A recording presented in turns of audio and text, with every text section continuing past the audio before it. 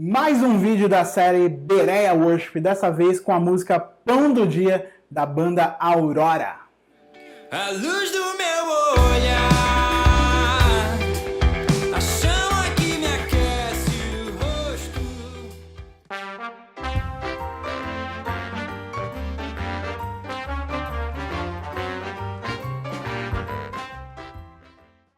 Mensagem geral da música, como a gente sempre faz, parece ser a história de alguém usando essa metáfora de pão diário ou pão de cada dia para Deus como alguém querendo um relacionamento próximo com Ele. Parece ser uma súplica pela proximidade dessa pessoa com Deus.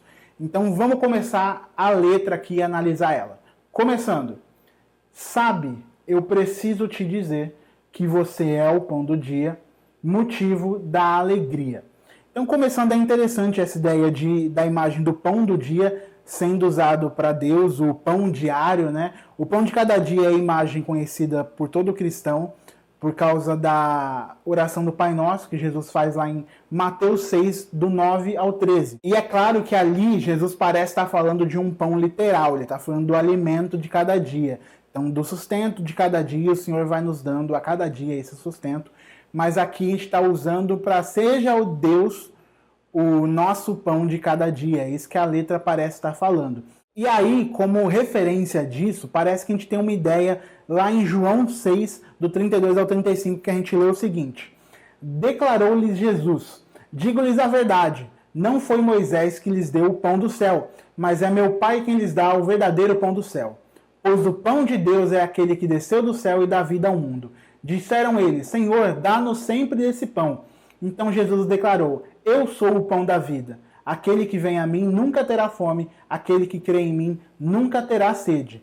E aí a letra parece invocar essa ideia de Jesus é o pão, Deus é o pão de cada dia que nós precisamos. E também parece utilizar da imagem do pão que o próprio Jesus fala lá em Lucas 22, 19. Quando ele está falando sobre a ceia, e ele diz, esse é o meu corpo que é partido entre vós, ele usa a imagem do pão, ele pega o pão e parte entre eles, e é o símbolo que a gente usa até hoje para a ceia também. Então essa ideia não é muito estranha, a ideia da Escritura, do pão sendo o Cristo, o Deus. É só interessante como eles usam isso baseado no pão diário da oração do Pai Nosso. A letra então passa essa ideia de que Deus é o pão de cada dia que a gente precisa, e ele seria, então, o motivo da nossa alegria, a motivação dos nossos dias, o motivo pelo qual a gente levanta de manhã, o motivo que nos dá sorriso no nosso rosto. Então, continuando a letra. Sabe, eu preciso te dizer que você é o sol da manhã, fonte inesgotável de amor e paz. E aí, pesquisando um pouco sobre onde poderia ter vindo essa inspiração aqui de Deus sendo o sol da manhã, fonte inesgotável de amor e paz, parece usar de uma profecia que me parece uma profecia de Davi em 2 Samuel 23, do 1 ao 4, que ele fala o seguinte. Estas são as últimas palavras de Davi, filho de Jessé, palavras do homem que foi exaltado, do ungido pelo Deus de Jacó, do cantor dos cânticos de Israel. O Espírito do Senhor falou por meu intermédio, sua palavra esteve em minha língua. O Deus de Israel falou, a rocha de Israel me disse, quem governa o povo com justiça, quem o governa com o temor de Deus, é como a luz da manhã ao nascer do sol, numa manhã sem nuvens. É como a claridade depois da chuva, que faz crescer as plantas da terra.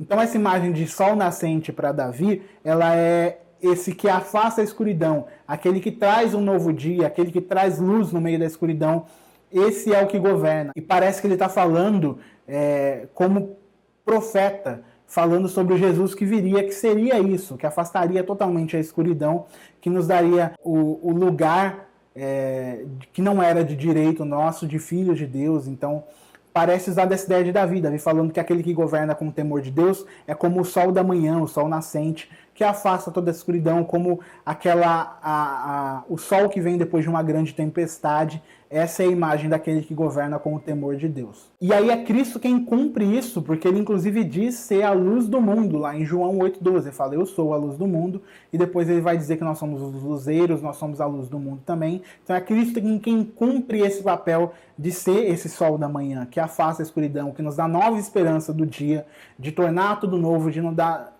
de nos dar mais uma nova chance de começar as coisas e de acertar um pouco mais. E aí a gente continua na parte da fonte inesgotável, que me parece ser uma ideia presente em João 7, do 37 ao 38.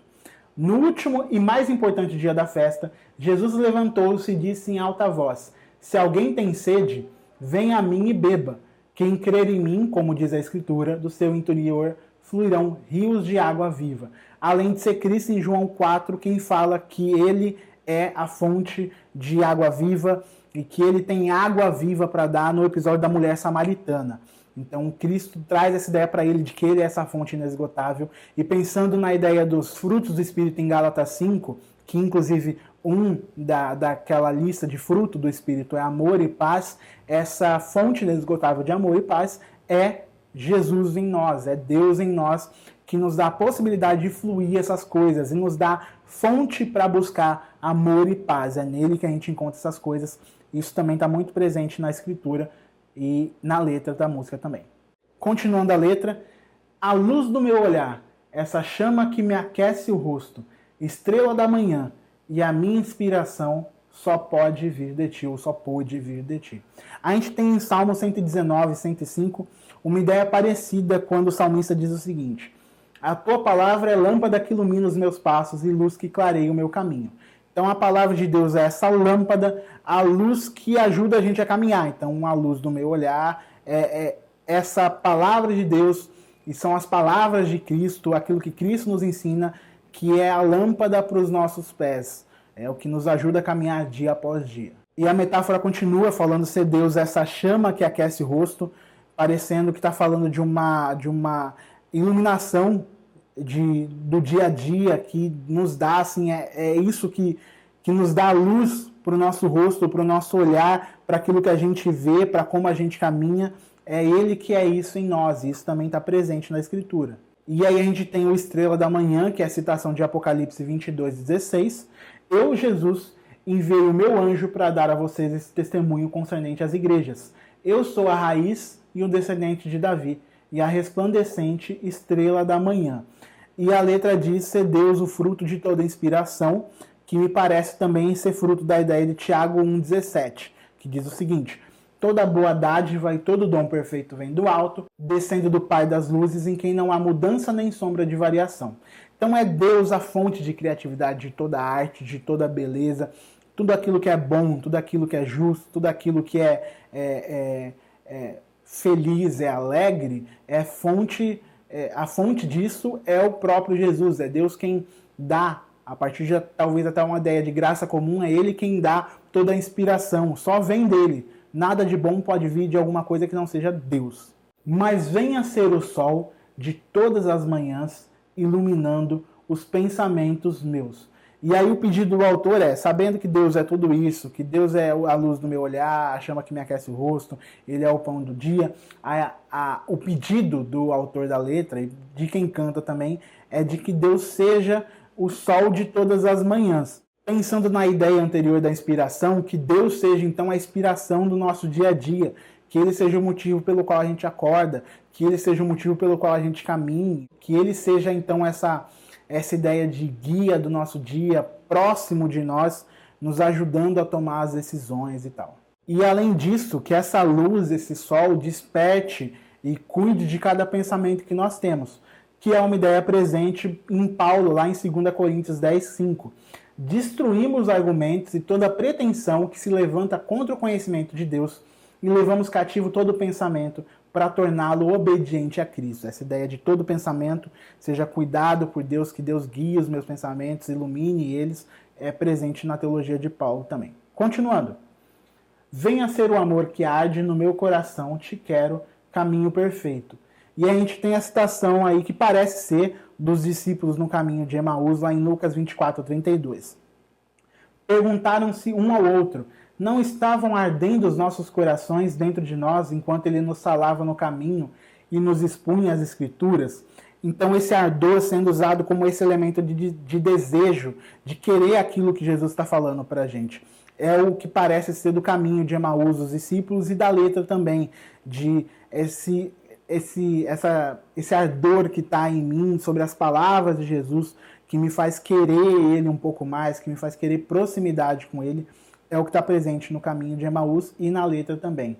Ser Deus, esse amor que a gente deseja no nosso coração, isso que a gente quer ter em nós. E a imagem do caminho perfeito que pode ser atribuída a Jesus falando eu sou o caminho, quando ele diz que ele é o caminho, a verdade e a vida, ou também a outras vezes que repetidamente salmistas e outros escritores vão falar de Deus como sendo o caminho perfeito. Isso acontece pelo menos umas 3 vezes nas escrituras, em situações diferentes. Continuando. Sou seu, você é meu. Essa citação, que é provavelmente originária lá de Cantares, poderia ser questionada por você estar usando a imagem de homem e mulher ali, daquela relação para falar, mas assim, é uma ideia que está sempre presente em toda a escritura, esse pertencimento mútuo, de nós somos pertencentes e temos uma relação próxima com Deus, essa relação de proximidade, de fazermos parte do projeto de Deus, é algo que está muito presente, então não dá para questionar da letra, porque mesmo sendo essa citação, que isso poderia ser questionado, até sendo um pouco chato aqui, como as pessoas sempre não gostam, mas isso sendo técnico, mas pensando nessa ideia de pertencimento mútuo, isso está repetidamente acontecendo nas escrituras também. Você me comprou, sim, eu sou o seu. E aí isso até resolve esse problema, né? Porque a gente está falando não só de uma proximidade de marido e mulher em que os dois se pertencem, porque Deus não nos pertence nesse sentido, mas a letra já resolve isso para frente quando ela fala de você me comprou e sim, eu sou o seu. E é uma ideia muito presente na teologia de Paulo, principalmente em 1 Coríntios, quando ele vai falar várias vezes que nós somos comprados por Deus, nós somos propriedade de Deus. Então isso também acontece em outros momentos da Escritura, de esse pertencimento que nós temos, nós somos propriedade dele, ele comprou a gente, nós somos dele. Agora, como que alguém de fora interpretaria essa música? A música traz uma ideia muito forte dessa dependência de Deus, porque fala de um relacionamento próximo. É Deus quem nos guia todo dia, que nos dá a luz, que nos dá a chama que aquece o rosto. Essas metáforas são usadas muito para falar de algo, de uma relação próxima, de dia a dia com Deus. Então, Deus é o pão do dia, Deus é o pão que nós precisamos dia após dia, Ele é quem guia os nossos pensamentos. Nós somos dele, isso é dito repetidamente na letra. Então, alguém de fora teria essa ideia de que o relacionamento entre o ser humano e Deus é um relacionamento do que a Bíblia vai falar do Deus Emanuel, que é o Deus conosco, um Deus próximo de nós, não é um Deus distante do nosso sofrimento, não é um Deus distante da nossa dor, mas é um Deus que quer proximidade com a sua criação. Então, pelo menos essa ideia que é muito importante, e acho que primária na apresentação do Evangelho para alguém, de que Deus é alguém próximo de nós. Alguém teria essa ideia muito clara por essa letra. Agora vamos para as notas aqui nos nossos aspectos. Então, primeiro aspecto, bíblico. Bíblico eu vou dar uma nota de 9 a 10. Fica muito claro algumas citações da letra, da escritura. Apesar de em alguns momentos a metáfora fica um pouco forte, ela não sobrescreve aquilo que a escritura faz. Ela não foge dos limites que o texto dá sobre como isso deve ser usado. Então, mesmo quando usa metáfora, ela não exagera demais, ela não fica só na metáfora, mas é muito presente, não é literal, mas acaba sendo muito presente aquilo que a gente vê na letra com aquilo que a gente vê na Bíblia. Evangelística, eu vou dar uma nota aqui, talvez vocês possam ter um comentário aí, mas de 8, eu coloco 8 de 0 a 10, nota 8, porque apesar de não ser diretamente uma música evangelística, e eu não digo isso como defeito, e muitas vezes as pessoas entendem as notas aqui como sendo a música é ruim, a música é boa, e a gente está falando de aspecto. Nesse aspecto evangelístico, ela ganha essa nota, na minha opinião, porque ela não é diretamente evangelística, e isso é uma escolha de quem fez a letra, mas ela transmite muito bem a que eu falei, aquela ideia de pertencimento que é primária na apresentação do Evangelho, para que Deus seja o sol de todas as manhãs, que a gente tenha um relacionamento próximo, que ele não seja só um evento da nossa semana. Mas o que acaba não tendo, às vezes, na letra, que não é, de novo, quero deixar isso claro, que não é necessariamente um defeito, é de que esse relacionamento próximo de nós com Deus, parte do sacrifício de Cristo, do que ele vai fazer, do nosso estado de pecador, que ok, não dá para colocar na letra, e a letra ela não se torna menos positiva por causa disso. É escolha. Aqui estão alguns resultados de uma pesquisa. Fica quieta aí, Google. Eu não falei nada não com você não. Fica de boa aí.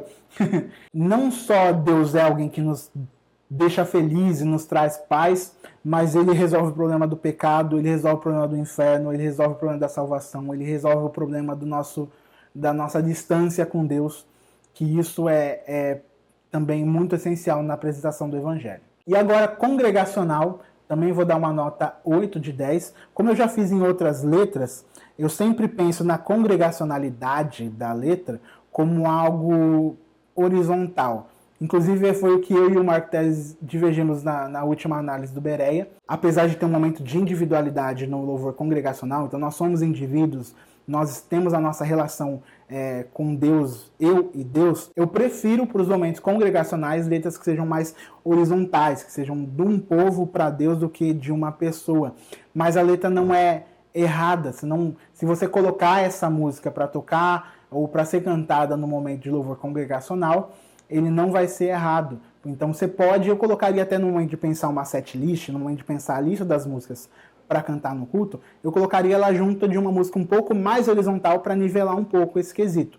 Mas você pode colocar ela para tocar no louvor da igreja, que vai ser muito positivo. Então não é nada errado colocar esse momento, só lembrar de uma horizontalidade, de uma congregacionalidade no momento do louvor público ali do culto, principalmente naquele louvor que está todo mundo, não louvor de arrependimento, etc. Você entendeu, né? Então, essa é a minha análise. Recomendo vocês ouvirem a banda Aurora. Inclusive, queria que mais pessoas conhecessem. Então, vai lá, conhece. Chega no Instagram da Aurora e fala, conheci pelo Teologueiro, se você nunca ouviu falar. E faça isso, porque vai ser muito legal. E compartilhe a música, porque é boa também. E isso é opinião pessoal agora, fugindo um pouco da análise técnica.